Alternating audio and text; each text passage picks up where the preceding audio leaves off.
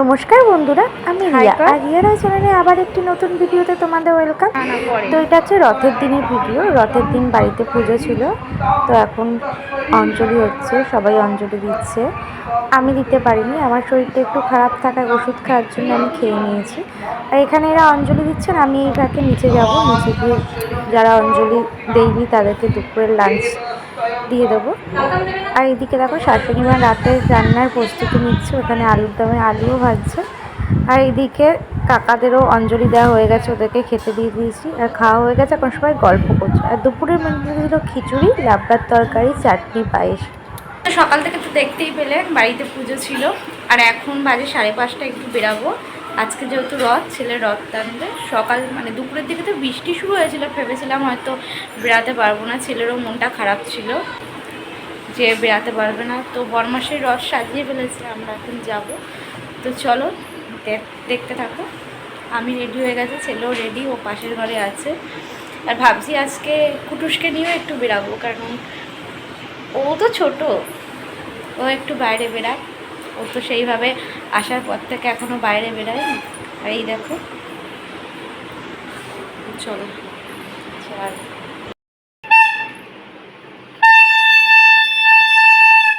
দেখলে ছেলেও রেডি হয়ে গেছে। ছেলের জন্য এই ড্রেসটা পুরীর থেকে এনেছিলাম, ওর বাবা বললো এটাই পরিয়ে দাও আজকে। তো চলো যা যাক। দেখো রথ নিয়ে বেরিয়ে পড়েছে, আর আমার ছোটো ছেলেটাকেও নিয়ে বেরিয়েছে, দেখেছো? আর ও কীভাবে ল্যাচ নাড়াচ্ছে দেখেছো? আর এদিকে বেরিয়ে দেখি পাড়া দিয়ে একটা বড় রথ বেরিয়েছিল। তখন সবাই কি সুন্দর নাচানাচি করছে। তো আমরা সাইডে দাঁড়িয়েছিলাম, দাঁড়িয়ে দেখছিলাম, কেন এত ভিড়ের মধ্যে তো বাচ্চা কাচ্চা নিয়ে পাস হওয়া যায় না। তো আমরা একটা সাইডে দাঁড়িয়েছিলাম ওর জন্য। বেশ ভালো লাগে জানো। আমার মাও মানে শাশুড়ি মাও বলছিল যে একটা বেশ পাড়ার থেকে একটা বড় রথ বের হবে, সবাই মিলে নিয়ে যাব নাচতে নাচতে, খুব ভালো লাগে। আমিও বললাম হ্যাঁ ঠিক বলেছ। আর আমার শাশুড়ি মা আনন্দ করতে খুব ভালোবাসে, মানে সবসময় আনন্দ, নাচ গান এইসব করতে খুব ভালোবাসে। সবাইকে নিয়ে থাকতে উনি খুব ভালোবাসে।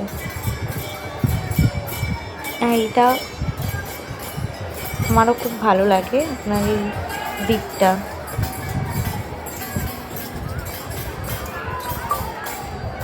ওনার বক্তব্য কদিনই বা বাঁচবো, লোকের মধ্যে তো এইটাই থাকবে।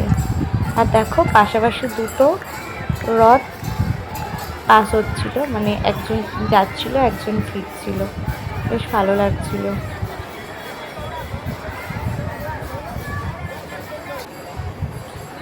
আমাদের পাড়াতে যদি মা যেমন বলছিল একটা সবাই মিলে একটা বড় রথ মানে তৈরি করে একসাথে যদি টানতো, সত্যি খুব মজা হতো। আর এইদিকে দেখো তারপর ওরা পাস হয়ে যাওয়ার পরে আমরাও চলে এসেছি। আর এখানে না রথের মেলা বসেছিল ছোট্টখাট্টো। আর এদিকে দেখো পুজো হচ্ছিল, তো বড়মশাই বলছে চলো দর্শন করে আসি। আরতি হচ্ছিল, খুব সুন্দর লাগছিল। কিন্তু বাড়িতে যেহেতু পুজো, প্রসাদ সকালে পুজো হয়েছে, রাতেও প্রসাদ দিতে হবে সবাইকে, তার জন্য আমি আর বেশিক্ষণ দাঁড়ালাম না। আমি বললাম চলো যাই বাড়িতে এসে চা আর রথের দিনে একটু পাঁপড় না ভাজতে হয়, তো সেইগুলো করতে হবে বলে আমি আর বেশিক্ষণ দাঁড়ালাম না, চলে এলাম। রথের দিন না জানো রাতে খুব ভালো লাগে, রাস্তায় সবার সাথে দেখা হয়, সবাই সুন্দর ফেরায়। জানো তো ভিডিও করা হয়নি, আমি যেহেতু কুটুসকে সামলাচ্ছিলাম আর বড়মাসে ওদেরকে সামলাচ্ছিল, ওদেরকে সাপোর্ট দিচ্ছিল রথ টানার জন্য, তাই ভিডিও করা হয়নি। একটা ছোট্ট রথ, একদম ছোট্ট গোপালের রথ, গোপাল নিয়ে বেরিয়েছিল, বেশ ভালো লাগলো। এখন সবার বাড়িতেই গোপাল থাকে, কিন্তু এরকম ভাবনা চিন্তা কারুকে দেখিনি যে গোপালকে নিয়ে রথ নিয়ে বেরাই। ওনাদের দেখলাম যে সত্যি বাড়ির ছেলে বাড়ির বাচ্চার মতো নিয়ে বেরিয়েছে। আর প্লিজ এই কথাটা কেউ খারাপভাবে নেবে না, আমার মনে হলো তাই আমি বললাম। আর এইদিকে দেখো এখন বাড়ির দিকে রওনা দিচ্ছি, বললামই একটি তাড়ায় আছি, বাড়িতে পিসি টিসি আছে, চা করে দিতে হবে।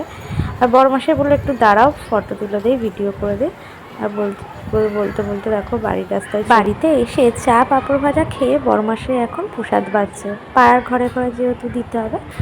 তো আজকের ভিডিওটা আমি এখানেই শেষ করলাম। আমার ভিডিওতেই তোমাদের ভালো লাগে লাইক কমেন্ট শেয়ার আর চ্যানেলটাকে সাবস্ক্রাইব করে দিও। বাই।